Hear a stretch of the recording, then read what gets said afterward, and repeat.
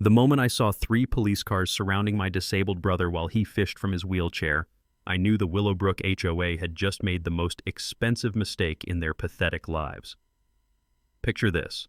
It's dawn, dead quiet except for birds chirping. The smell of morning dew on pine needles fills the air. Then suddenly, the aggressive rumble of diesel engines and gravel exploding under tires as 3 patrol cars race toward our private family lake like my brother Garrett is some kind of armed terrorist. But he's just sitting there in his wheelchair, fishing rod in hand, probably wondering what the hell is happening. This is a guy who lost both legs fighting for our freedom in Afghanistan, and now he's being treated like a criminal for catching bass on his own damn property. Here's what that psycho HOA president didn't know.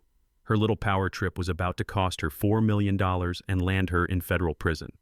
What would you do if you saw your family member treated like this? Let me know below. Where are you watching from?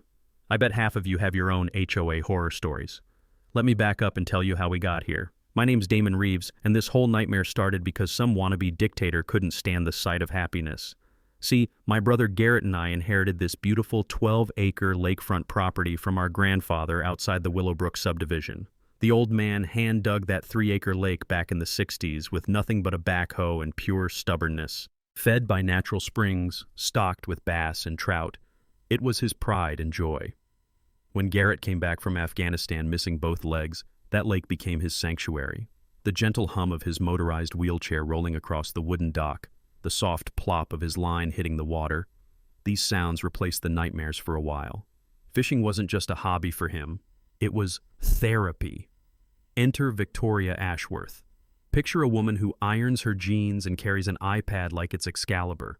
She moved to our area about 10 years ago, immediately got herself elected HOA president, and decided she was going to improve our little corner of paradise whether we wanted it or not. The first time I met Victoria, she clip-clopped across my property line in her designer heels, dragging some poor surveyor behind her. The smell of her overpowering perfume hit me before she even opened her mouth. "Mr. Reeves," she said in that fake sweet voice that makes your skin crawl, "I'm afraid there's been a misunderstanding about your lake." I'm standing there in work boots and coveralls. I run a precision machining business, so I'm not exactly intimidating. And this woman in her pressed blazer is telling me my family's lake somehow belongs to the HOA. This body of water, she continued, tapping her iPad like she's reading scripture, partially extends into our commons area. The Homeowners Association will need you to cease all unauthorized recreational activities immediately. I pulled out my grandfather's original property deed from 1962. Clear as day, every square inch of that lake sits on Reeves family land. Hell, Grandpa dug it himself before half these houses were even built.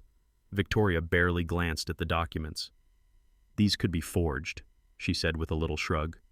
"We'll need our attorney to verify authenticity." That's when I knew we were dealing with a special kind of crazy. But here's the thing about bullies. They don't stop with one victim. Over the next few months, Victoria launched what I can only call a harassment campaign. She organized HOA patrols that coincidentally always seemed to drive past our property right when Garrett was fishing. She filed noise complaints about his wheelchair motor. Can you believe that? A disabled veteran's medical equipment was apparently disturbing the peace. The HOA newsletter started featuring anonymous complaints about unsightly fishing equipment and inappropriate use of waterfront areas. Garrett, who'd already sacrificed so much for his country, began to withdraw. Some days I'd find him just sitting by the window staring at his unused fishing gear. What really got to me was how Victoria poisoned the well with our neighbors. She'd corner people at the mailbox, whispering about how I was hostile and refused to cooperate with community standards. Most folks in Willowbrook are decent people, but they only heard Victoria's side of the story. The woman was systematic, I'll give her that. Every week brought a new complaint, a new threat, a new demand. She weaponized every bureaucratic tool she could find, turning simple neighborly life into a legal minefield. But Victoria made one crucial mistake. She assumed we'd just roll over and take it. She looked at Garrett in his wheelchair and saw weakness. She looked at me in my work clothes and saw someone who couldn't fight back. She had no idea that this disabled veteran sitting peacefully by our family lake was about to become the key to exposing the biggest fraud scheme our county had ever seen. Victoria's first real attack came disguised as civic duty, because nothing says good neighbor like weaponizing government bureaucracy against a disabled veteran. I'm in my shop rebuilding a transmission when this white county truck rumbles up my driveway. Out steps Jim Patterson, county inspector, looking like he'd rather be getting a root canal. The poor bastard's carrying a clipboard and wearing the expression of a man sent to investigate Bigfoot sightings. "Mr. Reeves, I've got reports you're running an unlicensed commercial fishing operation." I literally spit out my coffee. "Commercial fishing? Jim, my lake's 3 acres. I'd have better luck running a shrimp boat in a bathtub." But bureaucracy doesn't care about logic. Some concerned citizen, and we all know who, had filed official complaints claiming I was charging neighbors for fishing access and selling bass under the table like some kind of freshwater drug dealer. Here's where Victoria's Harvard-educated real estate brain met my grandfather's 8th-grade education. And guess who won? I led Jim to the house and cracked open Grandpa's ancient tackle box. The leather hinges groaned like old bones as I pulled out 40 years of fishing logs. Every single fish caught, dated, weighed, and recorded in pencil that had faded to the color of weak tea. "Sweet Jesus," Jim muttered, flipping through decades of meticulous documentation. "This is more thorough than most commercial operations. Your grandfather was serious about record keeping." "Grandpa always said documentation beats accusations every time," I told him, remembering the old man's advice about dealing with government types. "Paper trails don't lie, but people sure as hell do." Jim's eyebrows shot up. "You didn't hear this from me, but we've gotten similar complaints about 3 other properties this year. All dismissed, all from the same source." That night, my phone rang off the hook. First was Eleanor Hutchins, 73, whose crime against humanity was growing tomatoes that apparently attracted rodents. "Honey, that woman tried the same garbage with me, said my vegetable garden was a health hazard because it wasn't aesthetically consistent with neighborhood standards." Then Dave Martinez called. His sin? Parking an RV in his own driveway. Victoria had reported him for operating a mobile home park on residential property. "She told the city I was renting it out to transients," Dave said, his voice tight with anger. "I use it for camping trips with my kids twice a year." The Kowalski family's story was even worse. Their backyard chickens, 3 hens that provided eggs for their elderly parents, were suddenly a commercial poultry operation and unsanitary health hazard. As I listened to story after story, the smell of corruption got stronger than the diesel fumes from county trucks. My dad used to say that when multiple people tell you it's raining, you better grab an umbrella, even if you can't see the clouds yet. But it was Garrett who connected the dots. My brother wheeled up to our kitchen table where I'd spread out all the harassment documentation like a war room briefing. "She's not just power hungry," he said, his scarred hands moving across the papers with surgical precision. "Look at the properties." Holy shit, he was right. Every targeted property sat on prime real estate. Lakefront lots, corner properties with mature oak trees, large parcels perfect for subdivision. All owned by people who didn't fit Victoria's country club vision. Elderly folks, veterans, immigrants, anyone who couldn't afford to fight back. "She's playing a long game," Garrett continued, drawing on his military intelligence training. "Force out the undesirables, help the right buyers move in, collect real estate commissions on both ends. Classic gentrification disguised as community improvement." That's when Victoria dropped her next bomb. A certified letter arrived with the kind of legal letterhead that costs more per page than most people make in an hour. The envelope practically reeked of billable hours and entitled attorneys. The letter accused me of ongoing violations of community standards, failure to cooperate with reasonable requests, and, my personal favorite, activities detrimental to neighborhood harmony. It threatened to involve appropriate state and federal authorities if I didn't immediately cease all disruptive behaviors. Translation: stop being poor and disabled where rich people can see you. "She's made a critical tactical error," Garrett said that evening as we watched sunset turn our lake into liquid gold. "She's opened multiple fronts without intelligence on her targets." Meaning what exactly? Meaning she just declared war on a bunch of veterans and old-timers who've been dealing with bullies longer than she's been alive.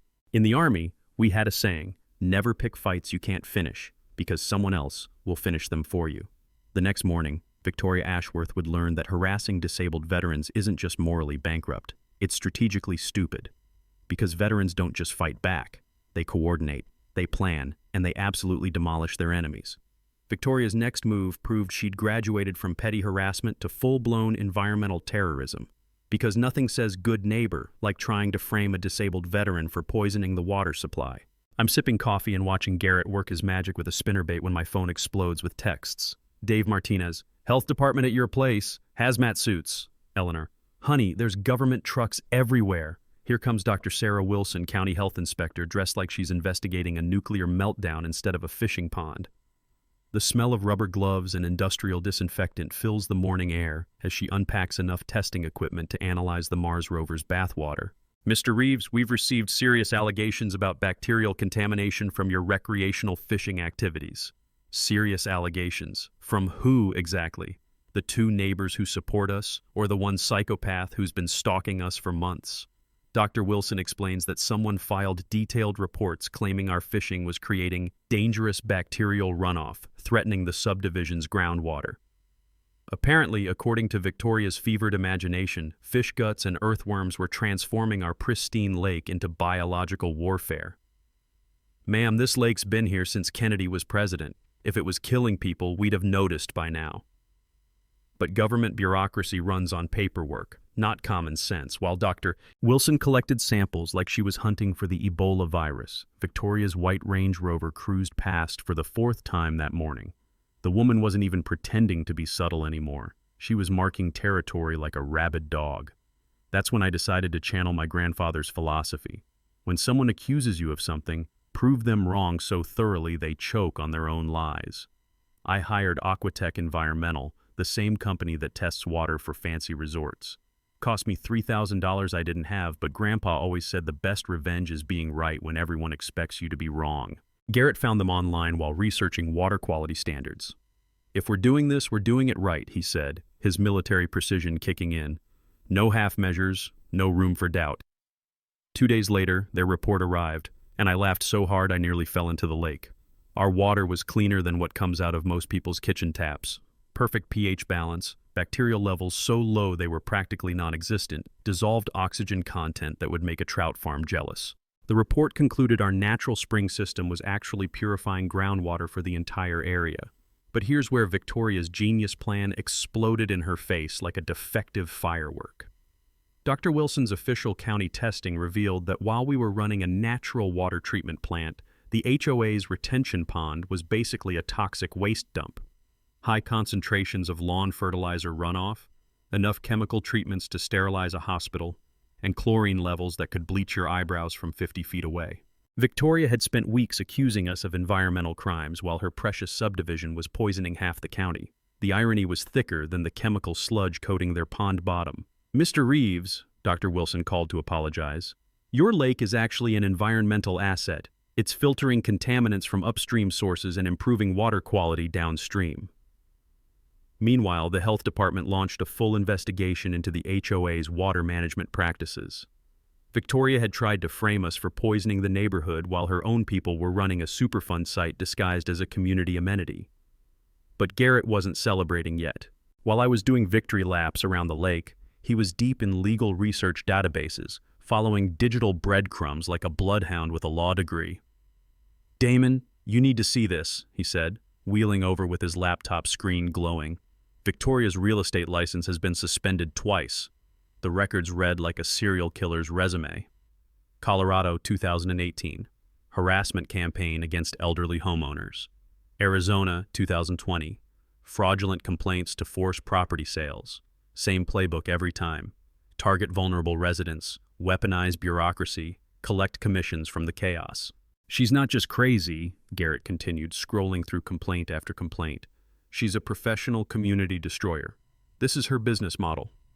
Victoria moved every few years, leaving behind neighborhoods torn apart by litigation and neighbor warfare. She was like a locust swarm in designer clothes, consuming communities and moving on to fresh victims. The health department revelation had awakened our neighbors from Victoria's spell. Social media exploded with people sharing their Victoria horror stories, comparing notes on her manipulation tactics. The woman who'd spent months isolating us was suddenly the one standing alone. Eleanor brought cookies and tears. We should have spoken up sooner. That woman had us terrified of lawsuits and special assessments. Dave organized a lake barbecue where kids learned to fish while adults shared Victoria survival stories. For the first time in months, Garrett's laugh echoed across the water. Victoria's response was pure desperation wrapped in fake authority. Emergency HOA meeting to address malicious disinformation campaigns against legitimate community oversight. But her mask was slipping. Those pressed blazers looked wrinkled now. The fake smile had curdled into permanent sneers, and that Range Rover was practically wearing grooves in our road from constant surveillance. "Cornered animals make stupid mistakes," Garrett observed as she drove by again. He had no idea how prophetic those words would be. Victoria's final act before her world collapsed was so spectacularly stupid, so obviously criminal, that it made me wonder if she'd suffered some kind of psychotic break. Or maybe she'd just been sniffing too many fumes from that toxic HOA pond. It was dawn on a Tuesday, that magical hour when the lake turns silver and the only sounds are birds singing and the gentle hum of Garrett's wheelchair motor heading to his favorite fishing spot. The smell of fresh coffee mixed with morning dew on pine needles. Pure peace. Then 3 patrol cars came screaming up our driveway like we were harboring bin Laden. I bolted outside in my underwear and work boots to find 3 confused cops surrounding my brother, who was sitting in his wheelchair with a fishing rod, looking like he'd rather be anywhere else on the planet. "Sir, we received reports of trespassing and intimidation of residents," said Officer Martinez, no relation to our neighbor Dave. "Are you Garrett Reeves?" "That's me," Garrett replied with the kind of calm that comes from facing roadside bombs. "But I'm fishing on my own property, so I'm not sure what the problem is." The lead officer, a decent guy named Thompson, was clearly uncomfortable. "Ma'am, we got a call from Victoria Ashworth claiming you were on HOA property intimidating homeowners." I pulled out our property survey while explaining that our lake sits entirely on family land. The cop studied the documents, looked at Garrett sitting peacefully with his fishing rod, then looked at each other with expressions that said, "What the hell are we doing here?" "Mr. Reeves, you're obviously not trespassing," Officer Thompson said, "but we have to file a report since a complaint was made." That's when I made a decision that would change everything. "Officers, I want to file a counter-complaint for filing a false police report." Body cameras captured every word as I explained Victoria's months-long harassment campaign. The health department fiasco, the fishing license scam, the systematic targeting of vulnerable neighbors. Thompson's expression shifted from confusion to anger as he realized they'd been used as weapons in Victoria's private war. "We'll be having a conversation with Ms. Ashworth about appropriate use of emergency services," Thompson said, his jaw tight with professional irritation. But that afternoon brought a revelation that made Victoria's police stunt look like amateur hour. Eleanor Hutchins knocked on our door carrying a manila envelope thick enough to choke a horse. Her hands were shaking, but her voice was steel. "Boys, I've been keeping records. Victoria thinks she's been clever, but she made one mistake. She assumed old people don't pay attention." Inside that envelope was 8 years of documented corruption that would make a mafia accountant blush. Victoria's husband, Richard Ashworth, had been secretly hired as the HOA's management consultant through a shell company called Willowbrook Administrative Services, $50,000 annually for administrative oversight that nobody had voted to approve. Eleanor had copies of the original HOA charter from 1985, which explicitly prohibited board members from financial conflicts of interest. She had bank statements showing payments to 3 different LLCs, all owned by Richard. Landscape consulting, security monitoring, legal coordination, a shell game designed to funnel HOA funds into the Ashworth family bank accounts. "I've been documenting this for 3 years, Eleanor said, her voice gaining strength. "That woman threatened me with special assessments every time I asked questions about the budget." Garrett's military mind went into overdrive, connecting financial dots like a Pentagon briefing. "Eleanor, this isn't just embezzlement, this is organized fraud. They've stolen approximately $180,000 annually for 8 years. The math was staggering. $1.4 million stolen from neighbors who trusted Victoria to manage their community funds. But the fraud went deeper. Eleanor had photographs of storm damage repairs that Richard's company had supposedly completed. Pool renovations for a pool that didn't exist. Tennis court resurfacing for courts that were never built. Clubhouse repairs to a building that turned out to be Victoria's garage. "She's been filing insurance claims for imaginary amenities," Eleanor explained. "The insurance companies paid out based on Richard's forged invoices, then the money disappeared into their personal accounts." My hands were actually shaking as I flipped through evidence of what amounted to a criminal empire disguised as suburban governance. Victoria hadn't just been harassing us to hide her control issues, she'd been trying to eliminate witnesses to massive financial crimes. Every neighbor she's driven away was someone who might notice the missing amenities, Garrett said, his intelligence training kicking in. Force out the observant people, keep the compliant ones, steal everything that isn't nailed down. That evening, I called our attorney with evidence of federal crimes worth millions of dollars. Wire fraud, mail fraud, insurance fraud, embezzlement, conspiracy. Victoria and Richard had built a criminal enterprise that would make Bernie Madoff proud. Mr. Reeves, my lawyer said after reviewing Eleanor's documentation, this is RICO territory. We're talking potential criminal forfeiture of all assets, treble damages in civil court, and serious prison time. Victoria had escalated from petty harassment to calling police on disabled veterans while sitting on evidence that could destroy her completely. The woman wasn't just evil, she was catastrophically stupid.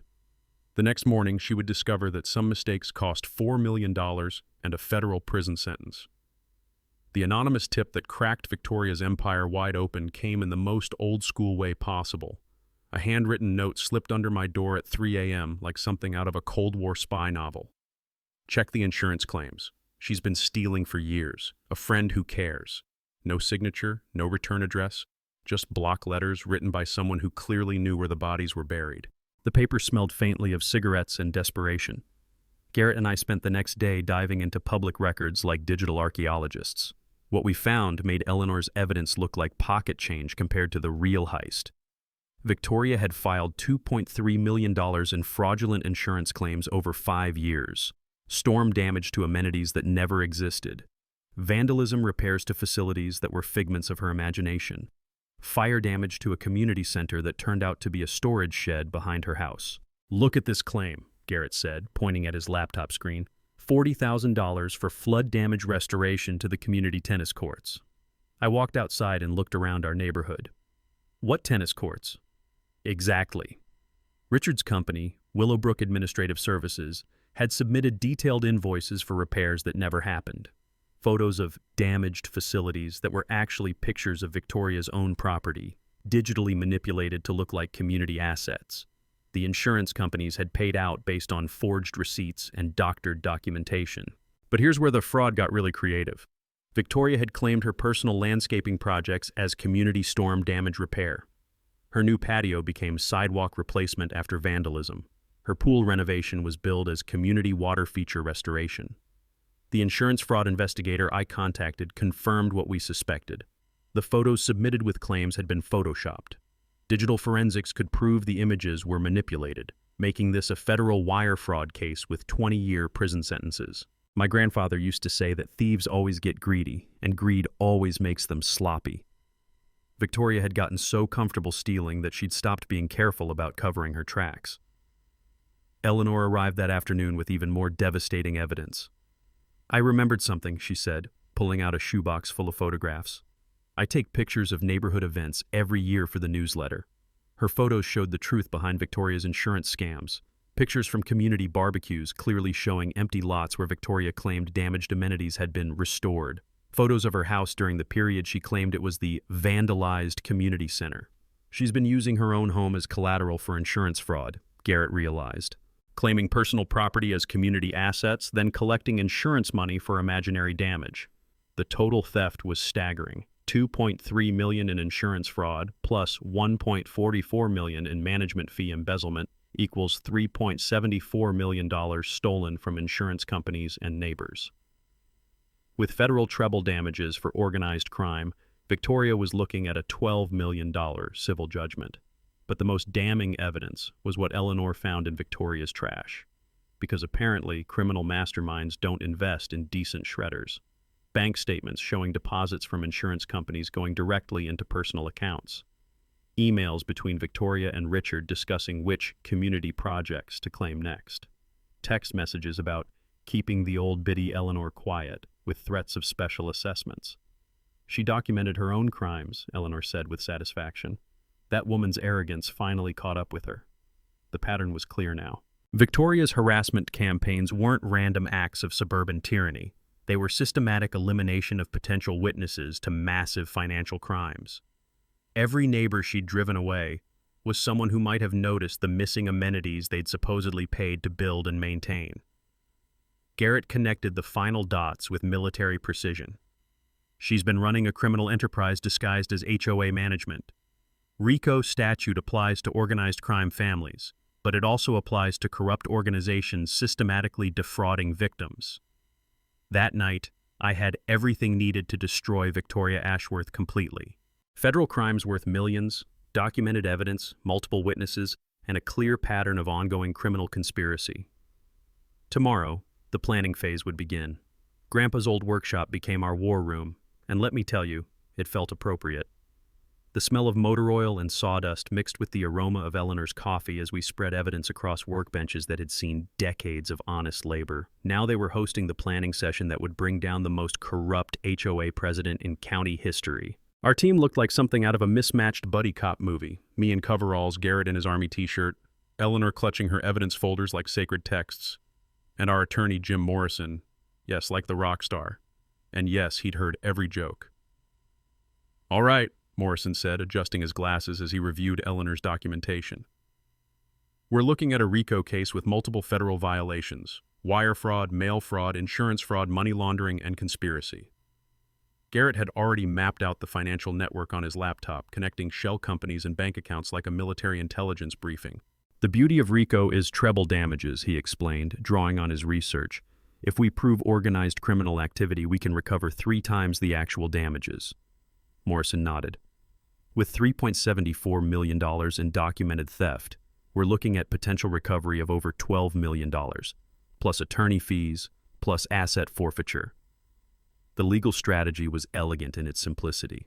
File a civil RICO lawsuit while coordinating with FBI investigation for criminal charges. Morrison worked on contingency, meaning we didn't pay unless we won, a lesson he'd learned from years of taking on powerful opponents who expected victims to back down due to legal costs. Eleanor had become our secret weapon. While Victoria assumed she was just another frightened elderly resident, Eleanor had been documenting everything with the methodical precision of a former accounting clerk. Bank statements, meeting minutes, photographs, correspondence. 40 years of corporate experience applied to neighborhood corruption. "The key is witness protection," Garrett said, his military background showing. "Victoria's already proven she'll retaliate against anyone who challenges her. That's where our veteran network came in. Dave Martinez had friends in private security, all ex-military guys who understood protecting people from bullies. Within 2 days, we had discreet surveillance on Eleanor's house and safe houses arranged for other witnesses. My journalist contact from the local newspaper was practically salivating over the story. "Disabled veteran harassed by corrupt HOA president. This is front-page material," she said. "But we need to coordinate timing with law enforcement to avoid interfering with the investigation." The media strategy was crucial for witness protection. Public attention would make it harder for Victoria to intimidate victims, while exposing the scope of her crimes would encourage other victims to come forward. Morrison explained the forensic accounting process like he was teaching a masterclass in financial investigation. "We'll trace every dollar stolen through shell companies and personal accounts. Digital forensics will recover deleted files from their computers. Insurance investigators will provide documentation of fraudulent claims." The FBI had been surprisingly receptive to our referral. Apparently, HOA corruption cases were becoming a federal priority after several high-profile prosecutions nationwide. Our evidence package was so comprehensive that they assigned a white-collar crime specialist within 48 hours. But the most satisfying part was watching our community heal itself. Neighbors who'd been isolated by Victoria's divide-and-conquer tactics were finally comparing notes and realizing they'd all been victims of the same manipulation. "She told me you were hostile and refused to cooperate," admitted Mrs. Patterson from down the street. "I should have known better when she wouldn't let me talk to you directly." The new HOA Oversight Committee included actual financial professionals instead of Victoria's hand-picked enablers.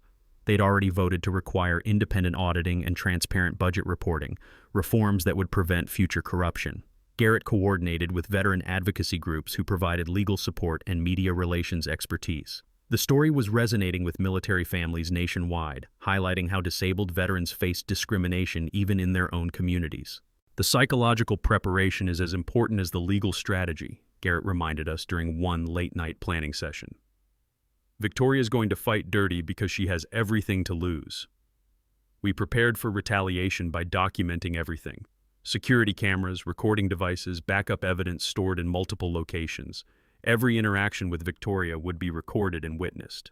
The contingency plans covered every scenario from witness intimidation to evidence destruction. Morrison had injunctions ready to freeze assets and prevent Victoria from fleeing the jurisdiction. Federal prosecutors were briefed on all evidence and ready to file criminal charges immediately. Eleanor surprised everyone by becoming our fiercest advocate. "I've spent 3 years being afraid of that woman," she said, her voice gaining strength. "Now I'm going to watch her pay for every family she's hurt." The trap was set with military precision and legal thoroughness. Victoria had no idea that her months of harassment had united an entire community against her, or that every desperate move she made was adding charges to a federal indictment. Tomorrow we'd find out just how far a cornered criminal would go to save herself. Victoria's desperation reached new heights when she decided to fight back with private investigators and document destruction. Because nothing says innocent like shredding evidence at 2 a.m. in your garage. The first sign she knew the walls were closing in came when Dave Martinez spotted an unfamiliar car parked outside my shop for 3 consecutive days. White sedan, tinted windows, occupant with a camera and telephoto lens that could spot acne scars from orbit. "Damon, you've got company," Dave texted with a photo. "This guy's been photographing everyone who visits your place." Garrett's veteran security network swung into action with the efficiency of a military operation. Within hours, we had the PI's license plate, employer, and probably his coffee preferences. Turned out Victoria had hired Pinnacle Investigations, a bottom-feeder outfit that specialized in insurance fraud and divorce cases. Their assignment? Find dirt on everyone supporting our case against Victoria. Because apparently, when you've stolen millions from your neighbors, the logical response is to hire more people to harass them. But Victoria's PI had no idea he was surveilling a combat veteran with friends in very low places. Garrett's buddies from his old intelligence unit took great pleasure in turning the surveillance around. By day 3, we knew more about the investigator than he knew about us. Marcus Thompson, age 45, 2 DUIs, license suspended in 3 states for illegal wiretapping, Garrett read from his laptop. "This is the best Victoria could afford?" The real fireworks started Thursday night when Eleanor's neighbor called about suspicious activity at the HOA office. Someone was inside with flashlights, feeding documents into what sounded like an industrial shredder. Our security cameras, strategically placed with Eleanor's permission, captured everything. Victoria's white Range Rover in the parking lot at 2:47 a.m., her husband Richard carrying boxes of documents, the two of them stuffing paperwork into a shredder like they were destroying evidence of war crimes. "Obstruction of justice is a federal felony," Morrison explained when we showed him the footage. She just added 5 years to her potential sentence. But destroying evidence wasn't enough for Victoria. Friday afternoon brought her most brazen move yet, an attempted bribery of Eleanor disguised as neighborly generosity. Eleanor called me immediately after Victoria's visit, her voice shaking with anger rather than fear. "That woman just offered me $25,000 to reconsider my position about the HOA finances." The conversation had been recorded on Eleanor's phone. She'd learned to document everything after months of Victoria's intimidation. 25 grand in cash, plus promises to pay for Eleanor's medical expenses, all contingent on Eleanor forgetting what she knew about the financial irregularities. She actually said the words, "Sometimes memory problems are a blessing," Eleanor reported. "Like I'm some senile old woman she can buy off." Victoria had just committed felony bribery of a witness in a federal investigation, on a recorded phone call, while under surveillance by the FBI. Garrett shook his head in amazement. "She's not just destroying evidence and bribing witnesses. She's documenting herself doing it." The community intimidation campaign intensified over the weekend. Victoria held an emergency HOA meeting to discuss defending the community against frivolous lawsuits. She threatened special assessments to fund legal defense against what she called malicious attacks by disgruntled residents. The meeting was a disaster for Victoria. Residents who'd been quietly supporting us finally found their voices. Questions about missing amenities, missing financial records, and missing accountability turned the gathering into an impromptu tribunal. "Where exactly are these tennis courts we've been paying to maintain?" demanded Mrs. Patterson. "Why haven't we seen budget reports in 3 years?" asked Dave Martinez. Victoria's responses grew increasingly frantic. She blamed outside agitators and disloyal neighbors for spreading lies and misinformation. Her usual fake sweet composure cracked completely, revealing the snarling authoritarian underneath. But the most damaging revelation came from an unexpected source. Richard Ashworth, apparently realizing his wife was dragging him down with her sinking ship, approached Morrison through a mutual contact about a plea bargain. "Mr. Ashworth is prepared to testify against his wife in exchange for reduced charges," Morrison informed us. "He's providing financial records Victoria thought were destroyed." Richard had kept backup copies of everything: bank statements, insurance claims, forged invoices, even emails discussing how to handle problematic residents. The man who'd helped steal millions was now gift-wrapping evidence to save his own neck. Victoria's marriage was collapsing along with her criminal empire. Neighbors reported screaming matches in the Ashworth driveway, moving trucks at their house, and Richard's frantic phone calls to attorneys. The private investigator had disappeared after learning he was under FBI surveillance. The document destruction had been photographed by federal agents. The bribery attempt was recorded evidence, and now her own husband was cooperating with prosecutors. "She's made every possible mistake," Garrett observed as we watched Victoria's Range Rover speed past our house for the 6th time that day. Obstruction, bribery, witness intimidation, and now her co-conspirator is flipping. Victoria Ashworth had gone from suburban dictator to federal defendant in record time, and she still had no idea that her biggest mistake was yet to come. Victoria's final act of desperation was so outrageously stupid that it made her previous crimes look like strategic genius. But when you're facing federal prison and your own husband is testifying against you, apparently planting evidence seems like a reasonable plan. It was 3:17 a.m. when motion sensors around our property lit up like Christmas morning. Security cameras captured a figure in dark clothing creeping around my work truck, stuffing something under the passenger seat before disappearing into the shadows. The smell of cheap cologne and expensive perfume lingered in the night air, Victoria's signature combination of desperation and delusion. 6 hours later, my phone rang with the kind of call that makes your blood pressure spike into orbit. "Mr. Reeves, this is Officer Thompson. We need you to come down to the station for questioning about vandalism at the HOA office." Victoria had called 911 at dawn, claiming she'd witnessed me destroying community property the night before. According to her statement, she'd seen me smashing windows and spray painting obscenities on the HOA building at 2 a.m. The evidence? Paint cans and a crowbar mysteriously discovered in my truck during a routine police search. Here's what Victoria didn't know. The FBI had been monitoring her communications for weeks. They knew about her 3 a.m. evidence planting expedition before I did. Agent Martinez, who'd become our federal liaison, was practically giddy with excitement. "Mr. Reeves, we're going to let this play out," he explained as I sat in the interrogation room. "Sometimes the best way to catch a criminal is to let them hang themselves with their own rope."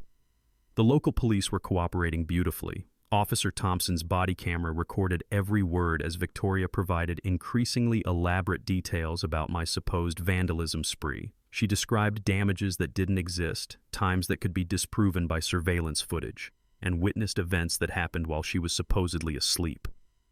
"She's making statements under oath," Thompson whispered to me during a break. "Every lie is another perjury charge." Meanwhile, our security system had captured Victoria's entire evidence planting operation in high-definition glory. Timestamps, license plates, facial recognition, everything needed to prove criminal tampering with evidence. The FBI revealed their sting operation like a magician pulling rabbits from hats. Not only had they filmed Victoria planting evidence, they'd also been monitoring her phone calls, planning the frame job with Richard. "She called her husband at 2:45 a.m. to confirm the paint cans were in place," Agent Martinez explained. "Then again at 6:30 to coordinate their stories about your alleged vandalism." Victoria's husband had been wearing a wire for 2 weeks as part of his plea agreement. Every conversation about framing me, every discussion about destroying evidence, every plan to intimidate witnesses, all recorded for federal prosecutors. When Victoria arrived at the police station to give her witness statement, she walked into a carefully orchestrated trap. FBI agents arrested her in the parking lot while news cameras captured every moment of her perp walk. The charges read like a criminal law textbook: conspiracy, fraud, embezzlement, money laundering, obstruction of justice, witness tampering, filing false police reports, and now evidence tampering and perjury. Local news went live with breaking coverage as Victoria was led away in handcuffs. The woman who'd terrorized our neighborhood for months was suddenly the one facing 20 years in federal prison. But the most satisfying moment came when Richard's cooperation revealed the full scope of Victoria's corruption. Bank records showing $4.2 million stolen through insurance fraud and embezzlement. communication records proving systematic harassment of witnesses, financial documents demonstrating money laundering through multiple shell companies. She documented everything, Agent Martinez said with professional admiration. Most criminals try to hide their tracks. Mrs. Ashworth kept detailed records of her crimes like she was running a legitimate business. The community reaction was swift and brutal. HOA members who'd been intimidated into silence for years finally found their voices. Emergency meeting called to remove Victoria from the board. Vote to dissolve all contracts with Richard's companies. Decision to cooperate fully with federal prosecution. Eleanor stood at the podium during that meeting with tears streaming down her face. For 3 years, I was afraid to speak up. Today, I'm proud to say we're taking our community back. The media circus was everything Victoria had tried to avoid. National news picked up the story of the corrupt HOA president who'd harassed disabled veterans while stealing millions from neighbors. Social media exploded with #JusticeForGarrett hashtags and demands for HOA accountability nationwide. Victoria's mugshot became a symbol of entitled suburban corruption. Her perfectly styled hair was disheveled, her designer makeup smeared, her fake smile replaced by the hollow stare of someone watching their world collapse in real time. She played herself, Garrett observed as we watched news coverage from our lake dock. Every desperate move she made just added more charges. The preliminary hearing was set for next week. Asset forfeiture proceedings were already underway, and the federal prosecutor was confident about securing convictions that would put Victoria away for the rest of her productive life. All that remained was the public reckoning, the moment when justice would be served in front of the entire community Victoria had terrorized. The packed town hall looked like a cross between a courtroom and a revival meeting, with 200-plus residents crammed into folding chairs that creaked like old ship timbers every time someone shifted. The smell of strong coffee mixed with nervous sweat and anticipation as 3 news crews set up cameras in the back. Victoria entered through the side door in an orange jumpsuit that clashed spectacularly with her normally perfect color coordination. Her hands were shackled, her hair looked like she'd styled it with a blender, and the woman who'd once terrorized our neighborhood now looked like a deflated balloon animal. The federal judge presiding over the hearing had ordered this public apology session as part of her plea negotiations. Though with the mountain of evidence against her, negotiation was a generous term for complete surrender. Garrett rolled his wheelchair to the podium wearing his dress uniform, every medal earned through blood and sacrifice gleaming under the fluorescent lights. The American flag pin on his chest caught the camera lights as he adjusted the microphone. "Ladies and gentlemen," he began, his voice carrying the quiet authority of someone who'd faced real enemies. "I'm Garrett Reeves. Some of you know me as the guy Victoria Ashworth tried to destroy for the crime of fishing while disabled." The crowd was dead silent except for the occasional camera shutter clicking like mechanical applause. "I lost my legs serving this country in Afghanistan. When I came home, that lake became my therapy, my peace, my connection to the grandfather who taught me that America is worth fighting for." His voice never wavered, but I could see his hands trembling slightly. Victoria Ashworth tried to take that away from me because it didn't fit her vision of what our neighborhood should look like. Standing ovation. Every veteran in the room, every neighbor who'd been bullied, every person who'd ever faced down a petty tyrant. They rose as one, while Victoria stared at her shackled hands. Federal prosecutor Janet Williams took the podium next, armed with PowerPoint slides that would make a corporate accountant weep. $4.2 million stolen through fraudulent insurance claims and embezzlement schemes spanning 8 years, she announced as numbers flashed on the screen behind her. The crowd gasped audibly as Williams detailed the scope of Victoria's criminal empire. Fake amenities, forged invoices, money laundering through shell companies, a white-collar crime spree disguised as suburban governance. Mrs. Ashworth didn't just steal money, Williams continued. She weaponized bureaucracy to terrorize anyone who might expose her crimes. Elderly residents, disabled veterans, immigrant families, anyone who didn't fit her profitable vision of community compliance. When it came time for Victoria's court-ordered apology, her attorney practically had to drag her to the microphone. Her voice was barely audible as she mumbled something about regrettable misunderstandings and community standards. That's when Garrett delivered the mic drop moment that would go viral within hours. "Mrs. Ashworth," he said, rolling his wheelchair closer to face her directly, "your apology is accepted. But let me be clear. This was never about fishing rights or community standards. This was about a criminal who used her position to steal from families and terrorize anyone brave enough to question her authority. The silence in that room was deafening. You looked at me in my wheelchair and saw weakness. You looked at Eleanor and saw a frightened old woman. You looked at our neighbors and saw victims who wouldn't fight back. Garrett's voice grew stronger with each word. You were wrong about all of us. The crowd erupted, applause, cheers, and more than a few shouts of justice, as Victoria was led away by federal marshals. Her perp walk past 200 neighbors and 3 news crews became an instant social media sensation. Judge Henderson delivered the sentence with the gravity of someone who'd seen too many corrupt officials destroy communities for personal gain. 13 years in federal prison, $4.2 million in restitution, and complete asset forfeiture to compensate victims. Victoria's Range Rover would be auctioned for the Veterans Fund. Her house would be sold to pay back stolen money. Even her designer handbags would go on the auction block to help repair the damage she'd caused. The community celebration that followed felt like the 4th of July and Christmas rolled into one cathartic explosion of justice. Kids waved American flags as Garrett passed, neighbors hugged each other with tears of relief, and someone started playing patriotic music from their car stereo. Local news interviewed everyone who wanted to talk. Garrett became the face of veteran advocacy, Eleanor the symbol of elderly resistance, and I got to represent every person who'd ever stood up to corrupt authority. This case proves that federal law enforcement takes white-collar crime seriously, Agent Martinez told the cameras. Stealing from your neighbors and harassing disabled veterans will land you in federal prison. But the best moment came when a little girl ran up to Garrett and asked if she could learn to fish. As he smiled and nodded, I knew Grandpa would have been proud. The lake that started this whole fight would now teach another generation that sometimes the best revenge is simply refusing to be broken. Victoria Ashworth had finally learned what happens when you mess with veterans, elderly ladies, and people who actually give a damn about their community. Justice tastes like fresh lake water on a quiet morning. 6 months later, our neighborhood looks like something out of a Norman Rockwell painting. If Norman Rockwell had painted scenes of corrupt HOA presidents getting their comeuppance. The smell of Eleanor's famous apple pie drifts across community barbecues where Victoria's intimidation tactics once poisoned the air. Kids splash in our lake while their parents share stories about standing up to bullies. It's the kind of healing that makes you believe in America again. The new HOA board makes Victoria's dictatorship look like amateur hour, but in reverse. Monthly financial reports published online with the transparency of a government audit. Independent accounting that would make the FBI proud. Eleanor chairs the oversight committee, wielding spreadsheets like weapons of mass accountability. That recovered $4.2 million. Best plot twist ever. Instead of just pocketing the restitution, our community voted to establish the Damon Reeves Veteran Scholarship Fund. Last month, we handed our first check to Maria Kowalski. Yeah, the daughter of the family whose chickens Victoria tried to ban. Justice has a sense of humor.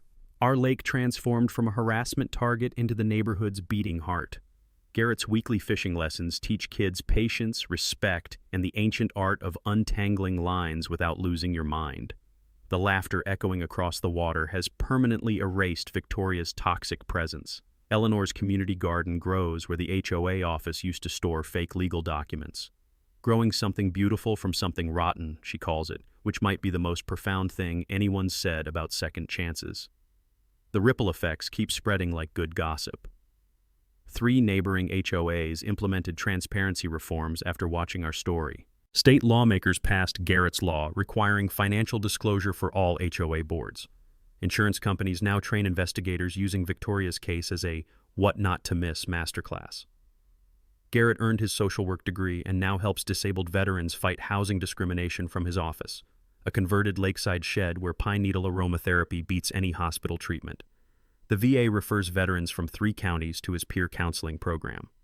Fishing for Justice won a regional Emmy and sparked national conversations about HOA accountability. Garrett's town hall speech gets shown in high school civics classes. Teachers use it to prove that ordinary people can defeat extraordinary corruption. Victoria serves 13 years in federal prison, earning $1.15 per hour in the laundry facility. Richard got 4 years for conspiracy. Their mansion now houses the Martinez family, young military parents whose kids worship Garrett like he's a fishing superhero. Our annual Justice Day festival celebrates Victoria's conviction with veterans ceremonies, transparency workshops, and fishing tournaments. The pavilion we built with recovered funds displays a permanent memorial, in honor of communities that refuse to surrender to corruption. But here's the real victory: watching neighbors remember how to be neighbors.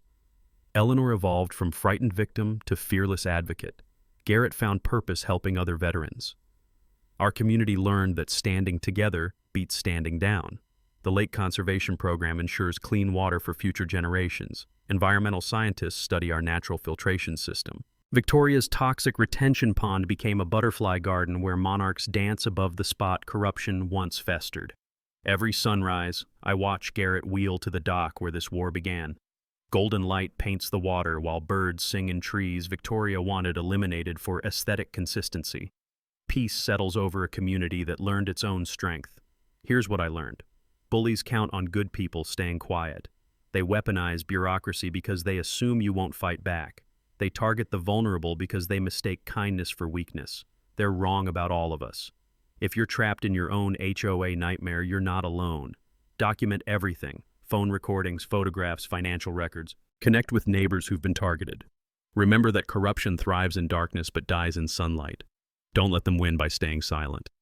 Drop your HOA horror story in the comments below. Let's build an army of people who refuse to be pushed around. Share this video with anyone dealing with power-hungry board members who think rules don't apply to them. And if you want more stories about ordinary people taking down corrupt systems, smash that subscribe button for HOA Stories. We're building the largest community of HOA accountability advocates on the platform. Next week, how a kindergarten teacher's parking dispute exposed a $2 million municipal corruption scheme that reached the mayor's office. Trust me, you won't believe how deep that rabbit hole goes. Because the best revenge isn't getting even. It's making sure justice gets served with a side of community healing and a future where bullies learn that Americans don't stay down. Thanks for watching HOA Stories. If this episode made you laugh or shake your head at HOA madness, hit that like button and drop your opinion below. We post HOA Karen Chaos and Neighborhood Showdowns every week, so be sure to subscribe to catch the next unbelievable story.